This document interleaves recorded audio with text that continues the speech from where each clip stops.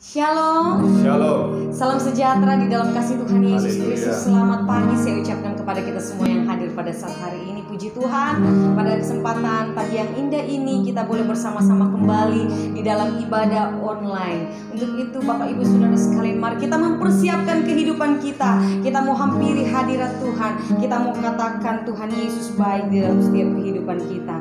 Puji Tuhan, kita akan memulaikan acara ibadah ini. Mari sama-sama saya undang kita semua bangkit berdiri. Kita mau katakan, ajar kami Tuhan. Haleluya. Terima kasih Tuhan Yesus.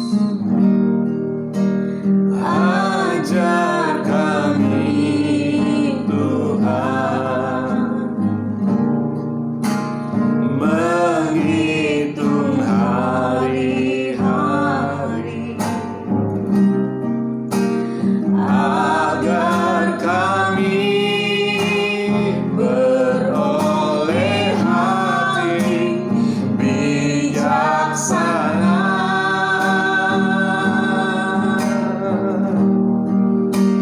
Ajar kami Bapa hidup dalam jalan-Mu,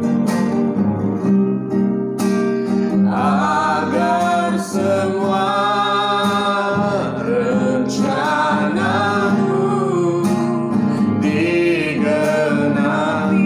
Mari sama-sama kita katakan, mulialah nama-Mu. Mulialah nama-Mu Tuhan, dan ajar jalan-Mu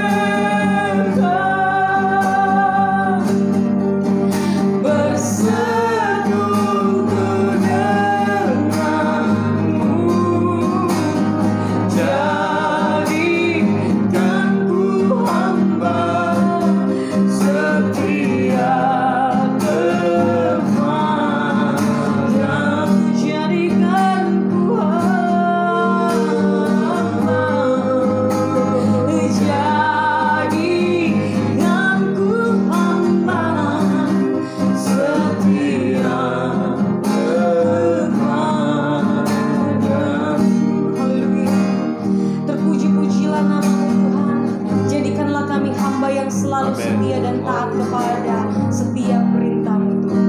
Terpujilah nama-Mu, dan pada hari ini kami akan memuji dan memuliakan nama-Mu Ya Tuhan, haleluya. Bertakhtalah di atas setiap puji-pujian kami. Terpujilah nama-Mu Tuhan. Hanya di dalam nama Tuhan Yesus kami akan memuji dan memuliakan nama-Mu. Amin. Haleluya. Amin. Puji Tuhan saudara, kita masih bangkit berdiri. Kita mau memuji Tuhan. Kita mau katakan Allah sumber kuat. Haleluya. Amin. Hanya Kau milik kami di surga Tuhan. Yeay.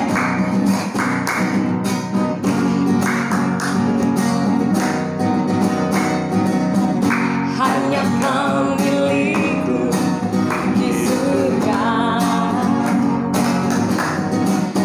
Tiada yang ku ingini di bumi, hanya Kau. Tak ku andalkan kekuatanku, namun yang pasti Kau tetap selamanya.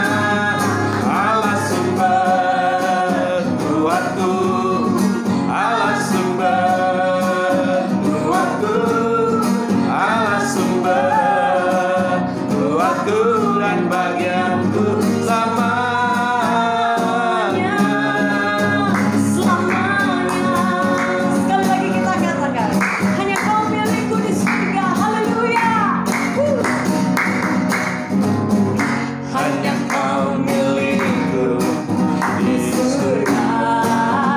Amin. Tiada yang Ku ingini di bumi hanya Kau. Tak ku andalkan kekuatanku, Haleluya. namun yang pasti Kau tetap tak selamanya. Allah sumber kuatku, Allah sumber kuatku, Allah sumber kuatku dan bagianku selamanya. Allah sumber kuatku, Allah sumber kuatku, Allah sumber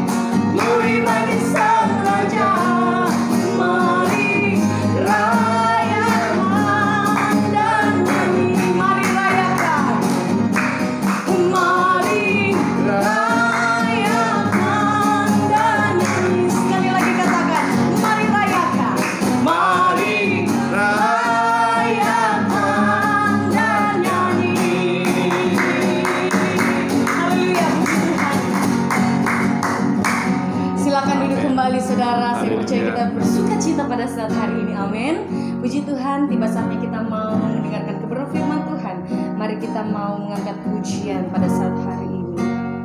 Bagaikan bejana siap dibentuk. Terima kasih Tuhan. Bagaikan bejana siap dibentuk, demikian hidupku di tanganmu. Dengan urapan kuasa Roh-Mu, ku dibaharui selalu. Jadikan ku Allah dalam rumah-Mu, inilah hidupku di tangan-Mu. Bentuklah seluruh kehendak-Mu, pakailah sesuai rencana-Mu. Katakan, ku mau seperti-Mu Yesus. Ku mau seperti-Mu Yesus, disempurnakan selalu dalam segenap jalanku, memuliakan nama-Mu. Ku mau seperti-Mu Yesus. Ku mau seperti-Mu Yesus, disempurnakan selalu dalam segenap jalanku, memuliakan nama-Mu, memuliakan nama-Mu, memuliakan nama-Mu. Sekali lagi, memuliakan nama-Mu, memuliakan nama-Mu. Kebenaran firman Tuhan sampai dengan penutup saya serahkan kepada Bapak Pendeta Suryanto Thomas.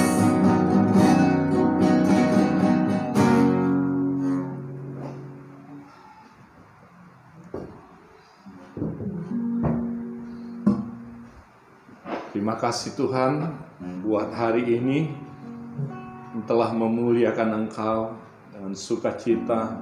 Kau berhadirat di tengah-tengah kami, Kau hadir bersama dengan kami. Tuhan, terima kasih. Dan pada saat ini kami Tuhan rindu untuk mendengarkan suara-Mu. Mari Tuhan, Engkau berfirman pada saat ini.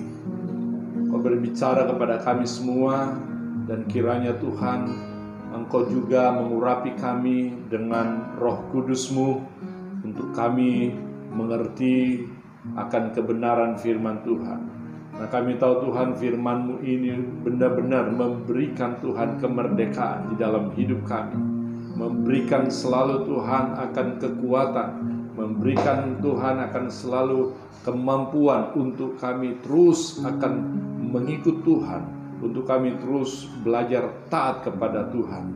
Terima kasih Tuhan, terima kasih. Urapi juga hamba-Mu, dan kami siap untuk mendengarkan akan firman Tuhan ini di dalam urapan kuasa Roh Kudus-Mu, di dalam nama Tuhan Yesus Kristus. Haleluya. Amin. Ya, shalom kekasih Tuhan, saudara yang ada tempat ini dan juga yang ada di rumah-rumah di dalam ibadah secara online ini. Saya percaya bahwa Tuhan kita juga akan senantiasa hadir, selalu hadir ketika kita berkumpul, dan kita punya kerinduan untuk selalu akan mencari Dia. Nah, hari ini saya akan memberitakan firman Tuhan, berkhotbah mengenai satu topik sesuai dengan apa yang kita baca di dalam kitab Roma, yaitulah hamba kebenaran. Ya, di kitab Roma pasal yang ke-6. Kitab Roma pasal yang ke-6 ayat yang ke-15 mulai. Roma pasal yang ke-6 ayat yang ke-15 sampai 23. Di sini perikopnya dua macam perhambaan. Ya, tapi hari ini kita akan bahas mengenai hamba kebenaran. Ayat yang ke-15. Jadi bagaimana? Apakah kita akan berbuat dosa karena kita tidak berada di bawah hukum Taurat, tetapi di bawah kasih karunia? Sekali-kali tidak. Apakah kamu tidak tahu bahwa apabila kamu menyerahkan dirimu kepada seseorang sebagai hamba untuk mentaatinya, kamu adalah hamba orang itu yang harus kamu taati, baik dalam dosa yang memimpin kamu kepada kematian, maupun dalam ketaatan yang memimpin kamu kepada kebenaran. Tetapi syukurlah kepada Allah, dahulu memang kamu hamba dosa, tetapi sekarang kamu dengan segenap hati telah mentaati pengajaran yang telah diteruskan kepadamu. Kamu telah dimerdekakan dari dosa dan menjadi hamba kebenaran. Aku mengatakan hal ini secara manusia karena kelemahan kamu, sebab sama seperti kamu telah menyerahkan anggota-anggota tubuhmu menjadi hamba kecemaran dan kedurhakaan yang membawa kamu kepada kedurhakaan, demikian hal kamu sekarang harus menyerahkan anggota-anggota tubuhmu menjadi hamba kebenaran yang membawa kamu kepada pengudusan. Sebab waktu kamu hamba dosa, kamu bebas dari kebenaran, dan buah apakah yang kamu petik daripadanya? Semuanya itu menyebabkan kamu merasa malu sekarang, karena kesudahan semuanya itu ialah kematian. Tetapi sekarang setelah kamu dimerdekakan dari dosa dan setelah kamu menjadi hamba Allah, kamu beroleh buah yang membawa kamu kepada pengudusan, dan sebagai kesudahannya ialah hidup yang kekal. Sebab upah dosa ialah maut, tetapi karunia Allah ialah hidup yang kekal di dalam Kristus Yesus Tuhan kita. Ya, puji Tuhan. Dua macam perhambaan yang kita telah baca, yang disampaikan, diberitakan pada waktu itu oleh Rasul Paulus kepada jemaat yang ada di Roma. Setelah mereka menerima Kristus dan hidup mereka mulai diperbaharui, maka Rasul Paulus mulai memberikan pengajaran mengenai dua macam perhambaan ini. Ya, jadi dahulu Paulus berkata kepada jemaat ini, dahulu kamu adalah hamba dosa, diperhamba, diperbudak oleh dosa. Tetapi sekarang setelah dimerdekakan, setelah dipulihkan oleh Tuhan, maka Paulus berkata sekarang kamu adalah hamba kebenaran. Nah, bagaimana supaya kita menjadi hamba kebenaran?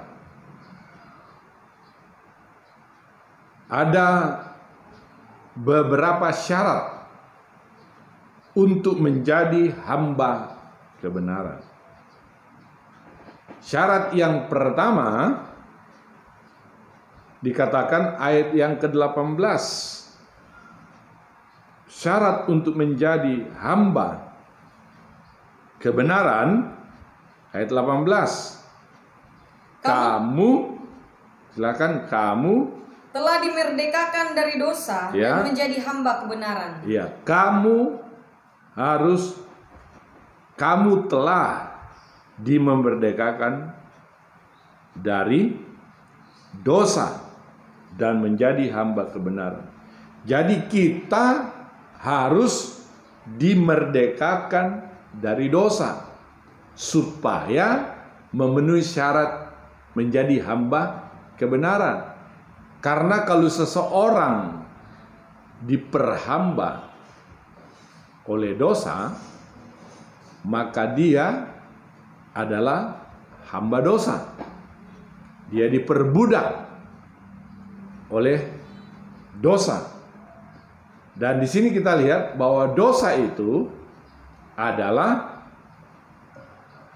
tidak tepat sasaran. Jadi dosa itu tidak tepat sasaran atau melenceng atau keluar dari sasaran. Kita beri contoh, jika kita memanah ya di dalam sebuah lingkaran, ya anak panah itu harus menancap dalam lingkaran itu. Dan mungkin dalam lingkaran itu ada titik.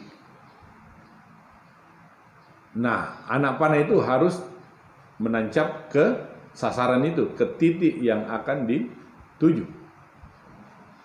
Tetapi kalau dia keluar dari titik yang dia tuju ketika anak panah dilepaskan, maka itu artinya melenceng atau meleset, tidak tepat sasaran, berarti salah, keliru. Nah, begitupun di sini dosa adalah tidak tepat pada sasaran. Yang kedua, dosa adalah sebuah pelanggaran. Yang ketiga, dosa adalah sebuah pendurhakaan. Nah, syarat untuk menjadi hamba kebenaran, kita harus dimerdekakan dari dosa. Untuk menjadi hamba kebenaran harus merdeka dari dosa. Jadi kalau ada di antara kita misalnya, ya, kita melakukan pelanggaran, kita berbuat dosa, kita mendurhaka seperti yang saya jelaskan tadi, maka kita adalah hamba dosa itu.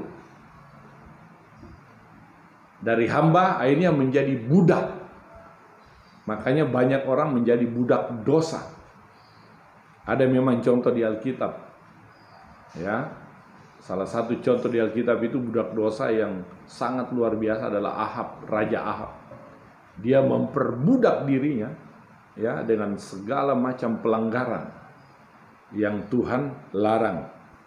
Nah, apa akibatnya? Apa akibatnya kalau orang ya menjadi budak dosa? Maka firman Tuhan berkata, ia akan kehilangan hubungan dengan Allah kalau kita menjadi budak dosa. Kita kehilangan hubungan dengan Allah, terus jiwa kita, pikiran, perasaan, kehendak kita menjadi cemar. Lalu kita kehilangan juga kemuliaan Allah. Roma 3 ayat 23. Ya, tidak ada sama sekali kebenaran dalam diri orang yang hidup dalam dosa atau diperbudak oleh dosa. Kita harus dimerdekakan dari dosa. Nah, oleh sebab itu Paulus berkata di dalam Roma 7 ayat yang ke-24 sampai 25, Roma 7 ayat 24 sampai 25. Apa yang Paulus katakan? Roma 7 ayat 24, aku manusia celaka, siapakah yang akan melepaskan aku dari tubuh maut ini? Syukur kepada Allah oleh Yesus Kristus Tuhan kita, yang jadi dengan akal budiku aku melayani hukum Allah, tetapi dengan tubuh insaniku aku melayani hukum dosa. Ya, syukur kepada Allah. Paulus tidak bisa melepaskan diri pada waktu itu dari dosa. Tetapi setelah dia mengerti, dia memahami, hanya Yesus Kristus yang dapat melepaskan kita dari dosa. Itu kata Paulus. Makanya Paulus berkata, aku manusia celaka. Jadi orang-orang yang ada di apa yang berbuat dosa, yang ada di bawah diperbudak oleh dosa, di bawah kuasa dosa, mereka adalah orang-orang yang celaka seperti Paulus katakan tadi. Aku manusia celaka. Siapakah yang dapat melepaskan aku dari perbudakan dosa ini? Dia berkata, hanya Yesus Kristus Tuhan kita. Puji Tuhan, puji Tuhan. Saudara yang percaya kepada Tuhan Yesus, saudara yang meninggalkan segala tabiat dosa, ya, kelakuan kejahatan, pemberontakan, pendurhakaan. Ya, puji Tuhan. Jadi jika kita membiarkan dosa itu berkuasa dalam hidup kita, maka kita akan menjadi sekali lagi hamba dosa. Ya, dengan kata lain, kita akan menjadi pelayan dosa. Nah, tadi saya sebutkan Ahab. Itu contoh, salah satu contoh bagaimana Ahab hidup di dalam perbudakan dosa. Mari kita baca sebentar di 1 Raja-Raja pasal yang ke-21. 1 Raja-Raja pasal yang ke-21 ayat 17.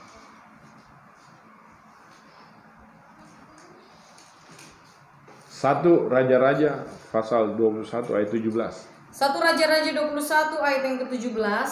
Tetapi datanglah firman Tuhan kepada Elia, orang Tisbe itu bunyinya, bangunlah, pergilah menemui Ahab, raja Israel yang di Samaria. Ia telah pergi ke kebun anggur Nabot untuk mengambil kebun itu menjadi miliknya.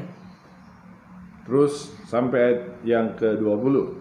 Katakanlah kepadanya demikian, beginilah firman Tuhan, engkau telah membunuh serta merampas juga. Katakan pula kepadanya, beginilah firman Tuhan, di tempat anjing telah menjilat darah Nabot, di situ jugalah anjing akan menjilat darahmu. Kata Ahab kepada Elia, sekarang engkau mendapat aku, hai musuhku. Jawabnya, memang sekarang aku mendapat engkau, karena engkau sudah memperbudak diri dengan melakukan apa yang jahat di mata Tuhan. Ya, memperbudak diri. Dia adalah hamba dosa. Ahab itu hamba dosa. Berkali-kali dia diajar, dinasihati, ditegur, tapi dia tetap melakukan dosa. Dia tetap menyembah berhala. Dia tetap melakukan kejahatan.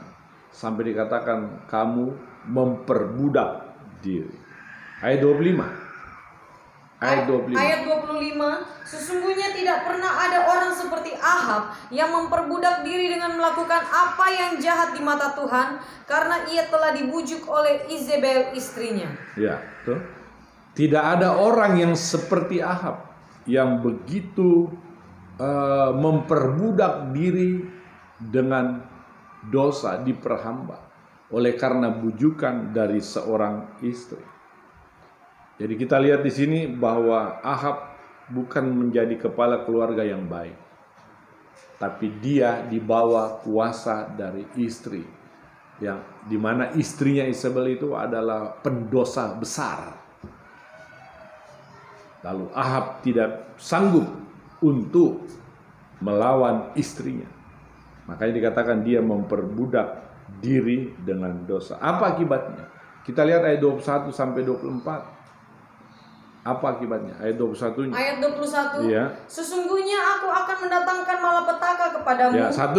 Aku akan menyapu engkau dengan melenyapkan setiap orang laki-laki dari keluarga Ahab, baik yang tinggi maupun yang rendah kedudukannya di Israel. Dan aku akan memperlakukan keluargamu sama seperti keluarga Yerobeam bin Nebat dan seperti keluarga Baesa bin Ahia, oleh karena engkau menimbulkan sakit hatiku dan oleh karena engkau mengakibatkan orang Israel berdosa. Juga mengenai Izebel, Tuhan telah berfirman, anjing akan memakan Izebel di tembok luar Yizreel. Siapa dari keluarga Ahab yang mati di kota akan dimakan anjing, dan yang mati di padang akan dimakan burung di udara. Itu akibat dari hamba dosa atau budak dosa. Itu akibatnya. Ya, tentu kesimpulannya akibatnya adalah kematian atau kebinasaan. Isabel, keluarga Ahab, ini raja, keluarga raja loh. Semua turunannya Tuhan hapus, Tuhan musnahkan. Ya, akibat karena dia menjadi budak dosa. Jadi syarat untuk menjadi hamba kebenaran, kita harus dimerdekakan dari dosa.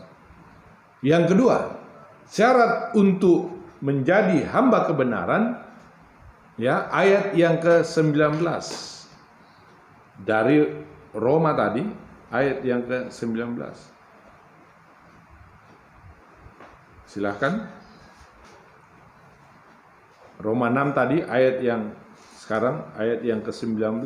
Roma 6 ayat yang ke-19, aku mengatakan hal ini secara manusia karena kelemahan kamu. Sebab sama seperti kamu telah menyerahkan anggota-anggota tubuhmu menjadi hamba kecemaran dan kedurhakaan yang membawa kamu kepada kedurhakaan, demikian hal kamu sekarang harus menyerahkan anggota-anggota tubuhmu menjadi hamba kebenaran yang membawa kamu kepada pengudusan. Iya. Jadi yang kedua, kita harus menyerahkan diri kepada Allah. Untuk menjadi hamba kebenaran, kita harus menyerahkan diri kepada Allah. Ayat 12. Ayat 12. Sebab itu hendaklah dosa jangan berkuasa lagi di dalam tubuhmu yang fana, supaya kamu jangan lagi menuruti keinginannya. Ya. Roma 6 ayat yang ke-13. Ayat 13, dan janganlah kamu menyerahkan anggota-anggota tubuhmu kepada dosa untuk dipakai sebagai senjata kelaliman, tetapi serahkanlah dirimu kepada Allah sebagai orang-orang yang dahulu mati, tetapi yang sekarang hidup, dan serahkanlah anggota-anggota tubuhmu kepada Allah untuk menjadi senjata-senjata kebenaran. Ya, untuk menjadi senjata kebenaran. Serahkanlah hidupmu. Ada penyerahan hidup, penyerahan diri kepada Tuhan untuk kita menjadi hamba kebenaran. Supaya dikatakan di sini hidup ini dipakai sebagai senjata-senjata kebenaran. Mengapa demikian? Karena seorang hamba tidak dapat mengabdi kepada dua tuan. Seorang hamba hanya satu tuannya. Tidak boleh dua. Tadi perikopnya dua macam perhambaan. Tapi yang Paulus maksudkan ada perhambaan menjadi budak dosa, hamba dosa, ada menjadi hamba kebenaran. Nah, di sini dikatakan seorang hamba tidak dapat mengabdi kepada dua tuan. Harus satu saja. Ya, kepada Tuhan Yesus yang telah melepaskan kita, yang telah membenarkan kita, yang telah menguduskan kita dari semua kecemaran kita. Nah, yang ketiga syarat untuk menjadi hamba kebenaran, selain kita harus dimerdekakan dari dosa yang pertama, dan yang kedua kita harus menyerahkan diri kepada Allah untuk dipakai menjadi, ya, senjata. Hidup ini dipakai sebagai senjata kebenaran. Yang ketiga, kita harus menghasilkan buah kebenaran. Ayat 20 sampai 22 dari Roma tadi, pasal 6. Ayat 20, sebab waktu kamu hamba dosa, kamu bebas dari kebenaran. Dan buah apakah yang kamu petik daripadanya? Semuanya itu menyebabkan kamu merasa malu sekarang. Karena kesudahan semuanya itu ialah kematian. Tetapi sekarang setelah kamu dimerdekakan dari dosa dan setelah kamu menjadi hamba Allah, kamu beroleh buah yang membawa kamu kepada pengudusan, dan sebagai kesudahannya ialah hidup yang kekal. Ya, sebagai kesudahannya ialah hidup yang kekal. Jadi kita harus menghasilkan buah kebenaran. Buah kebenaran akan membawa kita kepada pengudusan. Jadi ternyata kita mengerti sekarang, kalau kita mau kudus setiap hari, ya, biarlah kita menghasilkan buah kebenaran. Itu otomatis akan tiap hari kita dikuduskan. Kan Tuhan berkata, ya, hendaklah aku kudus, hendaklah kamu kudus, supaya kita sederajat, ya, kita sama seperti Tuhan di dalam hal kekudusan. Jadi ketika kita menghasilkan buah kebenaran, otomatis pada waktu itu kita semakin dikuduskan. Buah kebenaran akan membawa kita kepada pengudusan. Dan apa akibatnya pengudusan itu? Ialah dikatakan tadi, hidup yang kekal. Itulah buah daripada pengudusan. ada hidup yang kekal. Nah, mari kita baca 1 Petrus 1 ayat yang ke-15. 1 Petrus 1 ayat yang ke-15. 1 Petrus 1 ayat yang ke-15. Tetapi hendaklah kamu menjadi kudus di dalam seluruh hidupmu, sama seperti Dia yang kudus yang telah memanggil kamu. Ya. Hendaklah hidupmu kudus seluruhnya di dalam Tuhan. Sebab Allah yang memanggil kamu adalah Allah yang kudus. Ayat yang ke-18. Sebab kamu tahu bahwa kamu telah ditebus dari cara hidupmu yang sia-sia, yang kamu warisi dari nenek moyangmu itu, bukan dengan barang yang fana, bukan pula dengan perak atau emas. Ya. Terus ayat melainkan dengan darah yang mahal, yaitu Ya. darah Kristus yang sama seperti darah anak domba yang tak bernoda dan tak bercacat. Terus Ia telah dipilih sebelum dunia dijadikan, tetapi karena kamu baru menyatakan dirinya pada zaman akhir, oleh Dialah kamu percaya kepada Allah yang telah membangkitkan Dia dari antara orang yang mati dan yang telah memuliakannya, sehingga imanmu dan pengharapanmu tertuju kepada Allah.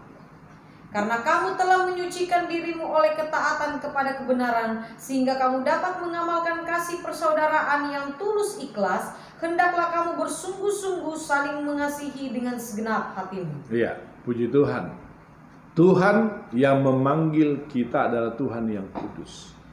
Itulah sebabnya tadi dikatakan di ayat yang ke-15, ya, tetapi hendaklah kamu menjadi kudus di dalam seluruh hidupmu. Seluruh hidup berarti roh, jiwa, dan tubuh kita. Ya, tidak hanya tangan kita yang kudus, tidak hanya mata kita yang kudus, tapi seluruh hidup kita, supaya kita menjadi hamba kebenaran. Kenapa? Karena Tuhan memakai orang-orang yang punya syarat seperti tadi, di mana dia telah dimerdekakan dari dosa, dan dia juga telah menyerahkan diri kepada Allah supaya hidupnya itu dipakai sebagai senjata kebenaran. Dan yang ketiga, ya, di mana kita harus menghasilkan buah kebenaran, karena buah kebenaran akan membawa kita kepada pengudusan, dan akibat dari pengudusan adalah hidup yang kekal. Semua orang menginginkan hidup yang kekal, namun untuk mencapai hidup yang kekal itu tentu punya proses seperti yang saya sudah jelaskan, ya, yaitu kita harus dimerdekakan dari dosa, menyerahkan diri, dan juga menghasilkan buah kebenaran. Ya, kiranya kita semua menjadi hamba kebenaran, jangan menjadi hamba dosa. Dan yang terakhir dikatakan tadi, ayat yang kalau saya tidak salah Roma pasal 6 ayat yang ke-23, kalau saya tidak salah dikatakan upah dosa. Coba itu ayat yang terakhir kita baca. Ayat 23, sebab upah dosa ialah maut, tetapi karunia Allah ialah hidup yang kekal di dalam Kristus Yesus Tuhan kita. Ya, sebab upah dosa ialah maut, tetapi ada karunia Allah yang membawa kita kepada hidup yang kekal. Terpujilah nama Tuhan Yesus. Kiranya firman Tuhan, ya, hari ini menjadi kekuatan bagi hidup kita semua. Haleluya. Mari kita akan berdoa mengakhiri ibadah kita secara online ini.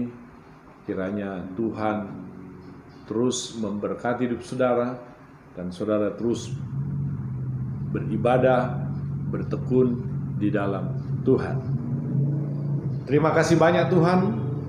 Kami bersyukur, kami berterima kasih untuk kebenaran firman.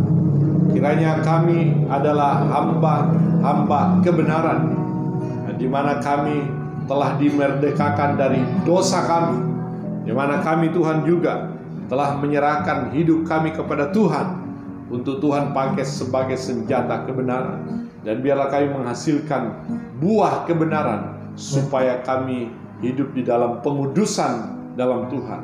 Dan kami percaya dalam pengudusan itu, maka ada hidup kekal yang Tuhan akan nyatakan kepada kami. Terima kasih banyak Tuhan. Dan hamba berdoa, tetap Engkau berkati jemaat-Mu di rumah masing-masing dimanapun mereka berada. Kiranya tangan Tuhan selalu menopang mereka di tengah-tengah Tuhan akan masih pandemi COVID ini Tuhan. Kiranya Tuhan tetap memelihara, tetap menjaga akan umat Tuhan. Dan terlebih Tuhan, iman kami tetap terjaga di dalam Tuhan. Oleh karena kami selalu mau belajar untuk taat kepada Engkau. Terpujilah nama-Mu, kami bersyukur dan materaikanlah semua ini. Nama-Mu dipermuliakan. Kami memuji kebesaran ajaib Tuhan, ajaib Tuhan.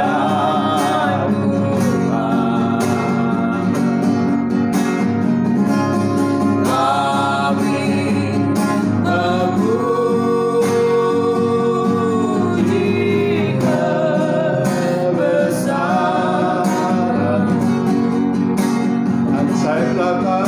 ajaib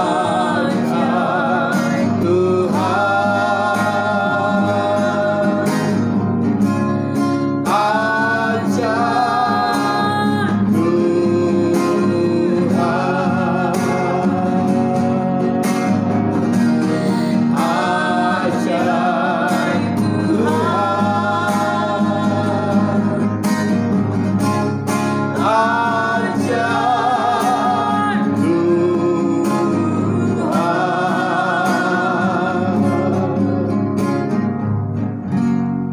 Di akhir daripada ibadah kami secara online ini Tuhan, hamba berdoa kiranya kasih karunia-Mu Engkau terus limpahkan kepada jemaat-Mu, kepada umat-Mu, kepada kami semua juga yang ada di tempat ini. Biarlah Tuhan Engkau terus menopang kami di tengah-tengah Tuhan akan kondisi situasi yang semakin sulit hari-hari ini. Tapi kami juga tetap percaya bahwa Tuhan tidak pernah meninggalkan hidup kami. Tuhan selalu peduli, memperhatikan hidup kami.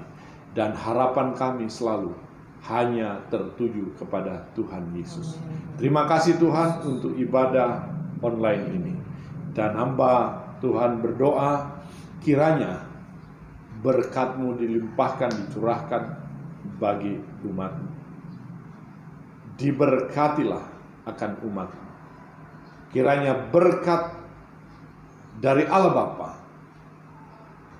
Allah Anak, Allah Roh Kudus turun memenuhi kehidupan kami semua, mulai saat ini sampai selama-lamanya. Di dalam nama Tuhan Yesus Kristus, kami akhiri ibadah kami hari ini secara online. Haleluya! Yang diberkati sama-sama katakan amin. Shalom. Sampai jumpa minggu depan. Tuhan memberkati.